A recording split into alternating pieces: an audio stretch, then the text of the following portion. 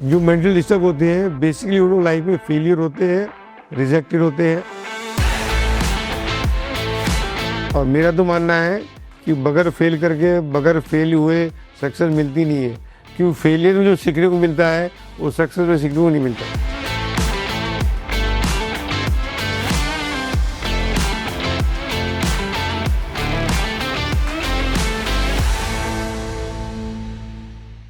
मेरा नाम डॉक्टर कैलाश मंत्री है। मैं लाइफ कोच हूँ और मेंटल हेल्थ का कंसल्टेंट हूँ। हम लोग बहुत सी मेंटल बीमारी को ठीक करते हैं, जिसको साइकियाट्रिस्ट और इंक्लूडिंग गूगल ही बोलते हैं कि ठीक नहीं होते हैं। हम लोग भी कोई गारंटी देते नहीं है, मगर 70-80% प्रोग्रेस हम लोग सभी पेशेंट को देते हैं। मगर हाँ, ये बीमारियाँ 10 साल से भी ज़्यादा पुरानी रहती है, तो कोई एक्सेप्ट करो कोई 1 महीने में ठीक हो जाओगे, 2 महीने ठीक हो जाएगा, ऐसा नहीं हो जाएगा। ये बीमारी को ठीक होने में टाइम लगता है और बहुत पेशेंस दिखाना पड़ता है इसको, और बहुत समय देना पड़ता है इसको। आज हम बात करेंगे एक्सेप्टेंस में। ये सबसे बड़ा प्रॉब्लम है मेंटल पेशेंट का भी, और उनके पेरेंट्स का भी, उनके फैमिली मेंबर का भी। पेरेंट्स को भी एक्सेप्टेंस नहीं है कि उनके कारण बच्चा मेंटल डिस्टर्ब हुआ है। मैं नहीं बोलूंगा लूनेटिक, मैं बोलता हूँ माइंड में डिस्टर्बेंस बच्चे के आया है। और हमने भी हजारों बच्चों से बात की है, तो हमारा अनुमान रहता है कि 5 से 10 साल की उम्र से ही पेरेंट्स उनको डिस्टर्ब करते हैं, स्ट्रिक्ट रहते हैं, डिसिप्लिन करते हैं, डोमिनेट करते हैं, मारते भी हैं, और उसके कारण बच्चा डैमेज हो रहा है। और जब पेरेंट्स से बात करते हैं तो बोलते हैं हमको क्यों बुलाते हो, हमारा क्या काम है इसमें। बच्चा को डॉक्टर ने लेबल दिया है सिजोफ्रेनिया, बाइपोलर, एंजाइटी, जो भी लेबल दिया है, ऑटिज्म, हमारा क्या काम है इसमें।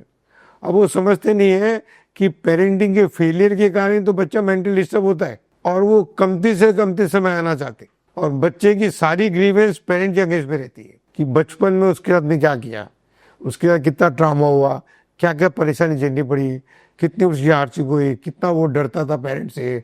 टीचर्स भी अगर स्ट्रिक्ट होती थी तो पेरेंट्स टीचर को बोलते थे मारो उसको, कंट्रोल करो उसको, और उसका कोई अपना नहीं होता था। और वो परेशानी धीरे धीरे बढ़ती जाती है उसकी लाइफ में, क्योंकि लाइफ में जब बच्चा डिस्टर्ब हो जाता है तो उसका सक्सेस का रेशियो कमती हो जाता है, उसकी लाइफ में डिस्टर्ब बढ़ जाता है, स्ट्रेस बढ़ जाता है, एंगर बढ़ जाता है, फियर बढ़ जाता है, तो लाइफ में सक्सेसफुल नहीं हो जाता है। तो क्योंकि सक्सेसफुल नहीं होता है, बहुत सी रिलेशनशिप में, पढ़ाई में सक्सेसफुल नहीं होता है, तो वो फिर वो घर पे टेंटम शुरू करता है। और जब टेंटम शुरू करता है तो सबसे पहले वो साइकियाट्रिस्ट लेके आते हैं। 8-10 साल के पहले, बीमारी के ऑनसेट से 8-10 साल के पहले हमारे पास कोई आता ही नहीं। 10 साल मिनिमम पीरियड डैमेज करने के बाद भी हम आते हैं, और वो एक्सेप्ट करते हैं कि हम उनको 1 महीने में ठीक करते हैं। तो उनको वो भी एक्सेप्टेबल नहीं है कि इसको टाइम लगेगा ठीक होने की। तो आज बात करेंगे एक्सेप्टेंस पे।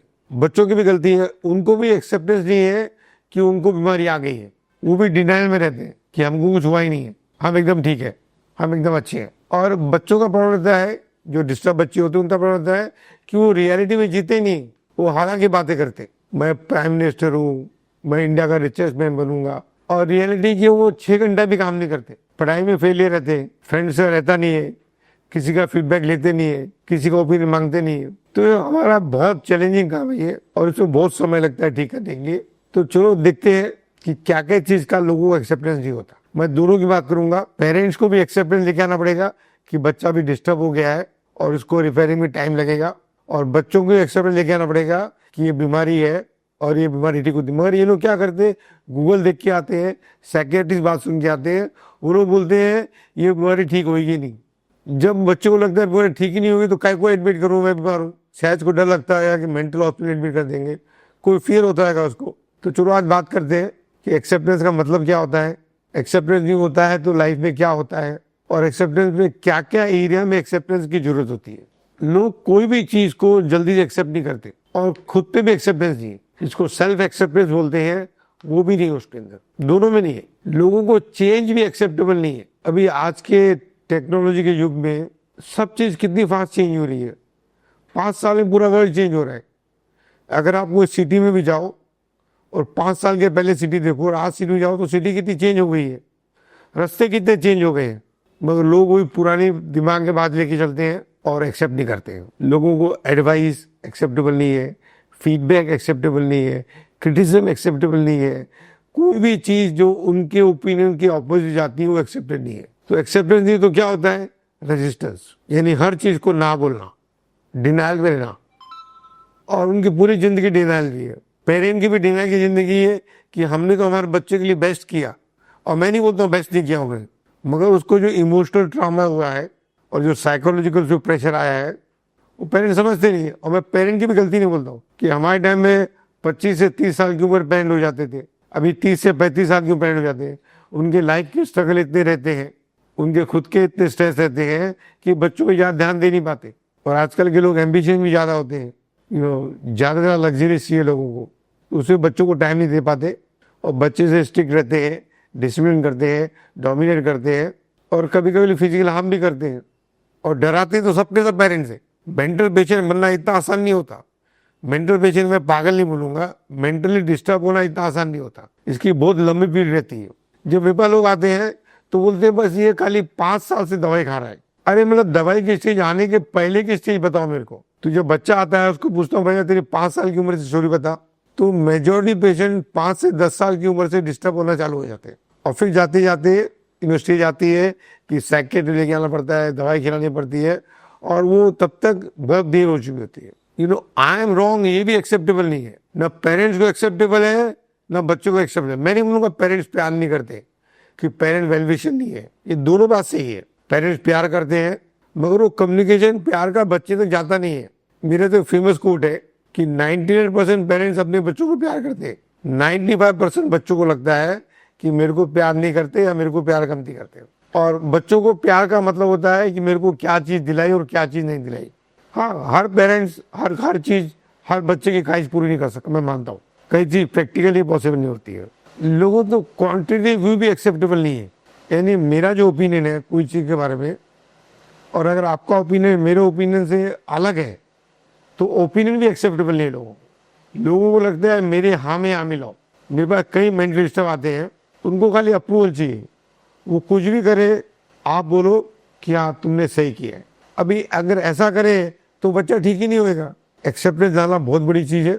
मैं आगे बताऊंगा क्या क्या चीज़ का लोगों को एक्सेप्टेबल नहीं है। और मैं नहीं बोलता हूँ कि खाली जो मेरे पास जो साइकेट्रिक पेशेंट आते हैं उन्हीं का प्रॉब्लम है, ये वर्ल्ड ओवर में सबका प्रॉब्लम है। एक्सेप्टेंस है ही नहीं लोगों को और उसके कारण स्ट्रेस बढ़ता है, परेशानी बढ़ती है, टेंशन बढ़ता है, एंग्जाइटी आती है और फिर एक चेन रिएक्शन शुरू हो जाता है। कई लोगों को तो रियलिटी फैक्ट भी एक्सेप्टेबल नहीं है। उनको लगता है मेरी जो बिलीफ है, मेरी जो धारणा है, मेरी जो सोच है वही फैक्ट है। अभी सोच में और हकीकत में जितना ज्यादा फर्क होता है उतना ज्यादा मेंटल डिस्टर्ब होती है। जैसे एग्जांपल दूंगा कि अगर मेरी सोच है कि भगवान नहीं है और आपकी सोच है कि भगवान है, अभी ये सोच है, अभी हकीकत किसको ही नहीं मालूम है। मगर वो बोलते हैं, दोनों पार्टी बोलती है मेरी सोच ही हकीकत है और वो आर्ग्यूमेंट करते हैं, झगड़ा करते हैं, क्वारल करते हैं, टेंट्रम करते हैं और वो फर्क नहीं समझते कि बिलीफ अलग होती है, फैक्ट अलग होता है। फैक्ट यूनिवर्सल होता है, बिलीफ हमेशा पर्सनल होती है। अभी जो मेंटल डिस्टर्ब होते हैं बेसिकली वो लोग लाइफ में फेलियर होते हैं, रिजेक्टेड होते हैं, दोस्तों से रिजेक्ट होते हैं, स्कूल कॉलेज में रिजेक्ट होते हैं, काफ़ी जगह रिजेक्ट होते हैं, बॉयफ्रेंड गर्लफ्रेंड रिजेक्शन आता है और वो मानते नहीं कि उनसे गलती हुई है, वो हमेशा दूसरे की गलती बताते। स्टार्टिंग हमको भी सुनना पड़ता है और धीरे धीरे उनको रियलिटी में लेके आना पड़ता है। ये जो बच्चों में माँ बाप के कारण जो फियर आता है और फिर जो अपने जो स्कूल की टीचर होती हैं वो भी बच्चों को डिसिप्लिन का सबसे ज़्यादा इंपॉर्टेंस करती है और बच्चे डरते जाते हैं। मैं नहीं बोलता हूँ 5-10% डरना गलत है, अगर रियल कोई खतरा है तो डरना कुछ गलत नहीं है।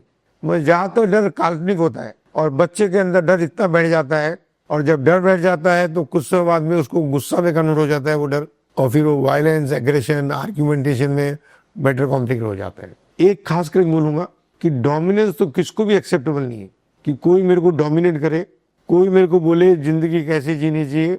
ये तो हाँ प्यार से बोले तो सब मानने को तैयार होते हैं। और मैंने मेंटल डिस्टर्ब बच्चे देखे हैं, वो लोग बड़े प्यार के भूखे होते हैं। उनसे प्यार से बात करो, इज्जत से बात करो, उनकी बातें सुन लो तो अपनी बातें सुनने को तैयार होते हैं वो लोग और वो ठीक होना चाहते हैं। मगर पेरेंट्स भी आते हैं मेरे पास में तो बच्चे की खाली कंप्लेन करने के लिए आते हैं। मैं उनको बोलता हूँ बच्चों के सामने एटलीस्ट कंप्लेन मत करो, मेरे को उसको सुनने दो पहले। अब पैसा वो लोग देते हैं तो वो लोग एक्सपेक्ट करते हैं कि पहले मैं उनकी सुनूं और वो जैसा चाहते हैं वैसे बच्चे को डायरेक्ट करूँ। एक माँ का तो एक्सपीरियंस मेरे को बहुत ही अजीब था। बच्चा पूरा मेंटल डिस्टर्ब था, बाप भी आया, उसका बाप चार्टर्ड अकाउंटेंट था, माँ भी आई और आके बोलती है बस जो मैं जो बोलती हूँ वो आप बच्चों को बोलो वैसे जिंदगी जिए। अरे मतलब पूरा पागल हो जाएगा वैसे जिंदगी तो ही माननी, बच्चों को लेके चलेगी। मैं मतलब बच्चे की कंडीशन देखो कितना डिस्टर्ब है, पहले मेरे को उसको सुन लेने दो, नहीं, खाली मैं जो बोलती हूँ आप इसको बोलो, ये वही करेगा जो मैं बोलूंगी और दूसरा कुछ नहीं करेगा। ऐसे पेरेंट्स होते हैं। अभी पेरेंट्स बच्चे को बहुत इनवैलिडेट करते हैं, तू तो कोई काम का नहीं है, तू तो लाइफ में कुछ करेगा नहीं है, ऐसा नेगेटिव कॉन्वर्सेशन देते हैं बच्चों को कि बच्चे के दिमाग बढ़ जाता है मैं तो कुछ करूंगा नहीं। तो जब आदमी कुछ क्रिएटिव नहीं करेगा तो आदमी डिस्टर्ब भी चालू कर देता है, नॉन कॉपरेशन चालू कर देता है और माँ बाप के एग्जैक्टली ऑपोजिट ओपिनियन रखना चालू कर देता है। कोई भी चीज में माँ बाप को कोई भी ओपिनियन है उसका ओपिनियन अगेंस्ट हो जाता है और बात बनती नहीं है। पहले 4-5 दिन तो हमारे उसमें जाते हैं कि दोनों को हम लोग एक पेज में लेके आवे और फिर उनसे कोई बातचीत हो सके। कई बार दोनों को अलग अलग काउंसलिंग करनी पड़ती है, माँ बाप को अलग, बच्चों को।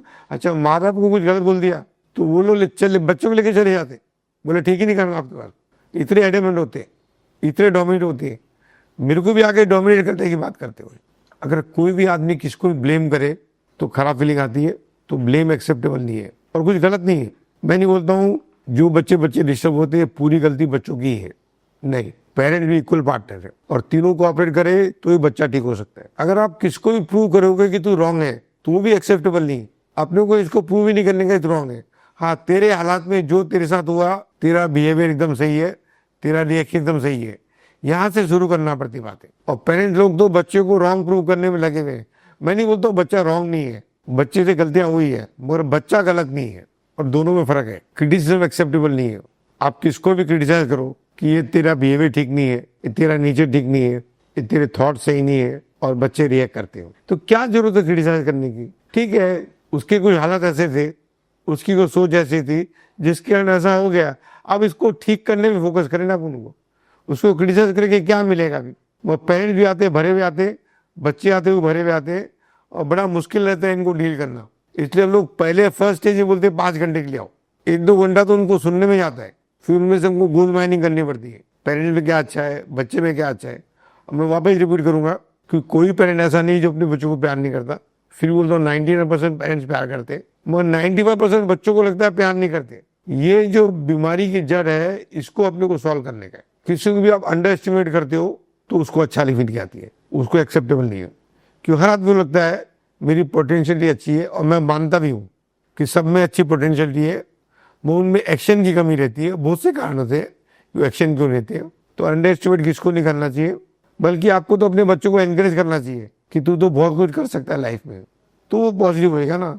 आप ही बोलोगे तू तो निकम्मा है, कोई काम का नहीं है, तेरे से कुछ होएगा नहीं, पूरी जिंदगी हमारे टुकड़े पे पलेगा तू, ऐसी ऐसी बातें करते पेरेंट्स। मेरे साथ में भी पहले ऐसी कई बातें हो चुकी रहती है उनकी, और वो बच्चे के दिमाग में बैठी हुई रहती है और वो भर के मेरे पास आता है और वो तो स्टार्टिंग में डिनाई रहता है कि मेरे को कुछ नहीं हुआ है, मैं एकदम ठीक हूँ, मेरे माँ बाप भी पागल है। और माँ बाप बोलते बच्चे पागल है और मेरे को दोनों पागल लगते। पागल का मतलब मेंटली डिस्टर्ब, लूनेटिक नहीं। कंपैरिजन किसको भी अच्छा नहीं लगता नहीं। और माँ बाप है हमेशा बोलते देख राजू कितना अच्छा है, देख तेरा दोस्त कितना अच्छा है, कितना डिसिप्लिन रहता है, कितना ऑर्गेनाइज है, सब उसकी गलतियां बताते और उसकी दोस्त की अच्छाई बताते। और कंपैरिजन करने से खराब फीलिंग आती है, ईगो हर्ट होता है और बच्चों का भी ईगो रहता है। खाली बड़ों का ईगो रहता है, बच्चों का भी ईगो रहता है। 5 साल के बच्चों को भी ईगो रहता है, उसको भी आप कंपेयर करोगे उसकी अचीवमेंट नहीं आएगी। लोगों को फाइनेंशियल क्राइसिस भी एक्सेप्टेबल नहीं है, फाइनेंशियल प्रॉब्लम भी एक्सेप्टेबल नहीं है और वो सबकी लाइफ में आते हैं। ऐसा कोई आदमी नहीं है जिसको फाइनेंशियल प्रॉब्लम नहीं है, वो भी एक्सेप्टेबल नहीं है। और बच्चों को तो जरा भी एक्सेप्टेबल नहीं है। उनको लगता है हमारे माँ बाप बहुत कमाते हैं, हमारी सारी इच्छा पूरी कर सकते हैं, जो कि हकीकत वैसे नहीं होती है। लोगों को रिस्पॉन्सिबिलिटी लेना एक्सेप्टेबल नहीं है। लोग हमेशा दूसरे पे जिम्मेदारी डाल देते हैं। अगर बच्चा भी जिम्मेदारी लेवे कि हाँ मेरे से कुछ गलती हुई है जिसके कारण मैं डिस्टर्ब हो गया, माँ बाप भी जिम्मेदारी लेवे कि हमसे कुछ गलती हुई है इसलिए बच्चा ऐसा हो गया, तो प्रॉब्लम जल्दी सॉल्व हो सकता है। ये माँ बाप एक्सेप्ट करते हैं, मगर बहुत लेट होने के बाद में एक्सेप्ट करते हैं कि हमसे भी शायद कुछ गलती होगी, मगर चेंज होने को तैयार नहीं होते। और लोगों को चेंज तो एक्सेप्टेबल ही नहीं, फेलियर किसको भी एक्सेप्टेबल नहीं होता है। और मेरा तो मानना है कि बगैर फेल करके, बगैर फेल हुए सक्सेस मिलती नहीं है। क्यों, फेलियर में जो सीखने को मिलता है वो सक्सेस में सीखने को नहीं मिलता है। ऐसा नहीं कि हम लोग कोई फेल नहीं होते, हम लोग ही फेल होते हैं और हम लोग सीखते हैं उससे। और अगर आपने कुछ सीख लिया तो आप फेलियर नहीं हो। ना पेरेंट्स अपनी गलती से कुछ सीखते, ना बच्चा अपनी गलती को सीखते, और इसलिए वो फेलियर की जड़ मजबूत होती जाती है। अभी लोग एक्सेप्ट क्यों नहीं करते? तू एक्सेप्ट कर लिया तो लाइफ में ब्रेकडाउन आ जाते हैं। अब नेक्स्ट क्या करे कुछ समझ नहीं आता, माँ बाप को समझ नहीं आता, बच्चों को समझ नहीं आता, और ब्रेकडाउन तो उनकी लाइफ में है। तो ब्रेकडाउन एक्सेप्ट करना क्या गलत है, मगर एक्सेप्ट नहीं करते। और एक्सेप्टेंस करने से ही ट्रांसफॉर्मेशन आते हैं। बगैर एक्सेप्टेंस के चेंज पॉसिबल ही नहीं है, ट्रांसफॉर्म होना पॉसिबल ही नहीं है। तो मैं तो दोनों को रिक्वेस्ट करूंगा कि दोनों ही जिम्मेदार हो, पेरेंट भी जिम्मेदार है, बच्चे भी जिम्मेदार है। अगर बच्चों को भी मानसिक बीमारी आई है तो, और ये एक्सेप्ट करके आओगे तो मैं बच्चों को ट्रांसफॉर्म कर पाऊंगा, उसको नई जिंदगी दे पाऊंगा, और अपने माँ बाप के भी सारे सपने पूरे करेंगे। ऐसी भी हम लोग जिम्मेदारी लेने को तैयार है। अपनी भी जिम्मेदारी बच्चा पूरा लेगा, माँ बाप के भी सपने पूरे करेगा, ऐसा पॉसिबल है। मगर पहले एक्सेप्ट करना पड़ेगा कि ब्रेकडाउन हुआ है। अब एक नया क्वेश्चन करता हूँ, अगर एक्सेप्टेंस दोनों को आ जावे, पेरेंट्स को भी आ जाए, बच्चों को भी आ जावे, तो उनकी जिंदगी क्या होगी, कैसी होगी? दोनों रिलैक्स हो जाएंगे, दोनों शांत हो जाएंगे, दोनों को एक दूसरे के अगेंस्ट में कंप्लेन कमती हो जाएगी, आर्ग्यूमेंट करना बंद हो जाएगा, दोनों बातचीत के स्टेज पे आ सकेंगे। और ऐसा कोई पेरेंट नहीं है जिससे कोई गलती नहीं होती। पेरेंट्स को लगता है वो सब कुछ ज्ञान लेके आए हैं, और मेरा तो मानना है कि 3 एरिया में 90% लोग फेलियर है। अपने कैरियर में क्या कैरियर चूज करते हैं उनको बाद में समझ आता है कि रॉन्ग कैरियर चुन गया। मैरिज में सबको लगता है रॉन्ग नंबर लग गया, यानी जो जिसके साथ शादी हुई है उनको लगता है ये मेरे लिए मेरे फिट ही नहीं हो। लड़कियों को भी लगता है, लड़कियों को भी लगता है, और लास्ट में पेरेंट्स में सब लोग फेलियर है। नहीं तो सब बच्चे पैदा हुए हैं सचिन तेंदुलकर की तरह जिंदगी जीने के लिए, अमिताभ बच्चन की तरह जिंदगी जीने के लिए, धीरूभाई अंबानी की तरह बिजनेस में सक्सेसफुल होने के लिए। सब में पोटेंशियलिटी है, मगर वो एक्चुअलिटी में कन्वर्ट नहीं होती है। अभी एक्सेप्टेंस का अपोजिट रेजिस्टेंस। जो मेंटल डिस्टर्ब बच्चे होते हैं वो बहुत रेजिस्ट करते हैं, और रेजिस्टेंस सीखते कहाँ से है? माँ बाप से। माँ बाप को रजिस्ट करती है, यानी जो मदर है अपने हस्बैंड को रजिस्ट करती है, हस्बैंड वाइफ को रजिस्ट करता है, दोनों मिलकर बच्चों को रजिस्ट करते हैं, और बच्चा सीख जाता है रजिस्ट करना। मेरे पास जब कोई माँ बाप आते हैं, बोला बच्चा बहुत जिद्दी है, तो मैं सीधा पूछता हूँ आप दोनों में से जिद्दी कौन है? हंसते लगते हैं, और 2 में से एक जिद्दी होता है। तो बच्चे को जिद होने की प्रैक्टिस कहाँ मिली है? उन लगता है जिद करने से हमारी इच्छा पूरी होती है, तो जिद करते हो। और घर पे देखा है जो जिद करता है वो जीत जाता है, और दूसरा समझदार होता है तो सरेंडर कर देता है। जब रजिस्ट करते हो तो आपकी एनर्जी खत्म हो जाती है, you lose your energy. Resistance में ताकत ज्यादा लगती है, एक्सेप्टेंस में बहुत कम की ताकत की जरूरत है। जो आपके हालात है, जो आपकी कंडीशंस है, जो आपकी लाइफ की हकीकत है, सब एक्सेप्ट करो। ट्रांसफॉर्म होना बहुत ईजी है, चेंज होना बहुत ईजी है। अभी नेगेटिव पेरेंट्स बेसिकली नेगेटिव होते हैं। अब पॉजिटिव कहाँ से आती है? पॉजिटिव खाली एक्सेप्टेंस से आती है। जितने भी लोगों के लाइफ में तनाव है, और मेंटल पेशेंट की लाइफ में तनाव के अलावा कुछ भी नहीं है, बचपन से उनके अंदर तनाव है, और ये तनाव ही तो कम करना है अपने को। अदरवाइज सब बच्चे नॉर्मल है। कोई बच्चा भगवान के घर से पागल बन के नहीं आया। पैदा होते ही कोई बच्चा डिस्टर्ब नहीं होता है। हाँ, ऑटिज्म के बच्चे प्रेगनेंसी में डिस्टर्ब होते हैं, प्रेगनेंसी के बाद ही डिस्टर्ब होते हैं, मगर मेजॉरिटी पेशेंट्स उनके जो घर के माहौल रहता है उसमें वो डिस्टर्ब हो जाते हैं, और सब स्ट्रेस रेजिस्टेंस के कारण आता है। एक्सेप्ट कर लो तो कोई स्ट्रेस ही नहीं है। अभी कई लोग सुसाइड कर लेते, पहले मेरी नेटवर्क 10 करोड़ की थी, अभी 1 करोड़ की रह गई, मैं बर्बाद हो गया। अरे अभी भी 1 करोड़ की नेटवर्क है, अभी भी कितने लोग हैं जिनके पास खाने पीने के पैसे नहीं है, वो लोग सुसाइड कर लेते क्योंकि एक्सेप्टेंस नहीं है। और एक्सेप्टेंस की बहुत प्रैक्टिस करनी पड़ती है, इतनी आसानी से नहीं आती, ये बहुत प्रैक्टिस करनी पड़ती है। मैं 40 साल से प्रैक्टिस कर रहा हूँ एक्सेप्टेंस की। तो मन शांत होता है, तो मैच्योरिटी आती है, तो कॉन्फिडेंस आता है। भाई फियर भी कहाँ से आता है? रजिस्ट करने से। अरे माँ बाप चिल्लाते हैं तो बच्चा रजिस्ट करता है तो फियर आता है, और सोचते नहीं मेरे भले की चिल्ला रहा है, तो फियर आएगा क्या? नहीं आएगा फियर।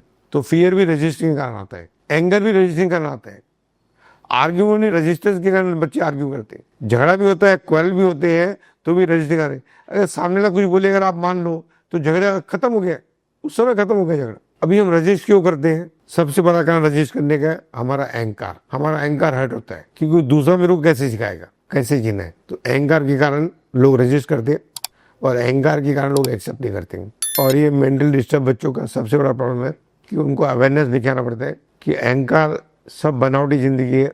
हकीकत है कि पेरेंट्स आपके वेल विशर तब भी थे, आज भी है, और वही तो लेके आए आपको मेरे पास में, वही तो खर्चा कर रहे हैं। मगर बच्चा इतना एडमेंट हो जाता है कि अभी लेके आए, पहले क्यों लेके आए, मतलब उसका आर्ग्यूमेंट का कोई एंड ही नहीं है। तो अगर अहंकार से कोई बाहर निकल जावे तो अपने एक्सेप्टेंस आ सकता है, और ये प्रैक्टिस की बात है, ये प्रैक्टिस करनी पड़ेगी। आज इतना ही मेरे को ख्याल था, ये इंपॉर्टेंट टॉपिक है मेंटल पेशेंट के लिए, इसलिए टॉपिक लिया हूँ। जो मेरी वीडियो एंड तक देखे उनको एक बिग थैंक यू, और जितने ज़्यादा लोगों को भेज सको उतना अच्छा रहेगा, उतने लोगों की लाइफ चेंज होएगी, शांति आएगी, खुशी आएगी, प्यार मिलेगा, सक्सेस आएगी। सब कुछ पॉसिबल है अगर एक्सेप्टेंस आ जाए तो। Thank you.